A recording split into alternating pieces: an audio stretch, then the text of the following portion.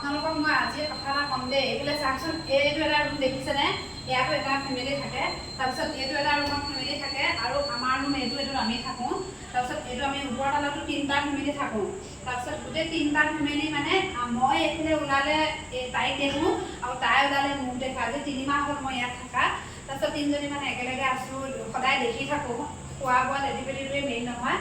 তাই ওলাই মোক সুধিব, ময়ো সুধিম সমানে। কাপোৰ কানি মেলিব গ'লে ওপৰত মানে একেলগে থকা দেখা যায়। আৰু সৰু ল'ৰা এটা আছে, 4-5 বছৰমান হ'ব ন বয়সত। তাৰপিছত ল'ৰাটো ইমান মৰম লাগে। যেতিয়া মানে ডিউটিত যায় তেতিয়া আমি গোটেইবিলাকে একেলগে থকা নিচিনা থাকোঁ, কথা চথা পাতি দেখি।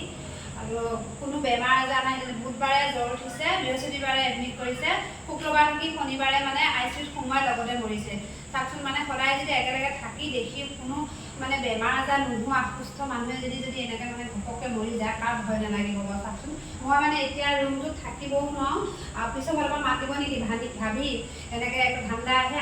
2-3 দিন ধৰি মই ওপৰত কাপোৰ মেলিব যোৱা নাই। আৰু মই যেতিয়া যাওঁ তাই কাপোৰ মেলি থাকে, আৰু তাই চুলিখিনি ওপৰতে আছোঁৱে। আৰু চুলিখিনি ইমান দীঘল, আমাৰ চুলিয়ে মানে পাত্তাই নাপায়। আৰু মানে বহুত ধুনীয়া দেখিবলৈ, বগা চিগা গোটেইজনী। ওচৰত এনেকৈ থিয় হৈ আছে নেকি, এই ঠাণ্ডাটোৱে মানে মোক একদম বেমাৰ কৰি দিছে। মানে বহুত ভয় লাগিছে। মই মানে কেনেকৈ এইকেইদিন থাকি ঘৰলৈ যাওঁ তেনেকুৱা লাগে। আৰু ভিতৰত মই অকলে থাকিব নোৱাৰোঁ। মানে এনেকৈ ভাত বনাই থাকিলেও ওচৰৰ ফালৰ পৰা মাত দিবহি নেকি এনেকুৱা লাগে।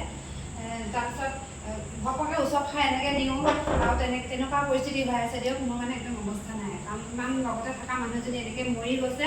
আৰু দুখটো লাগিছে, দুখটোতকৈ মোৰ বেছি ভয়ো লাগিছে। সদায় একেলগে এটা ৰুমত থকা নিচিনা মানুহ যিহেতু মৰি যায়।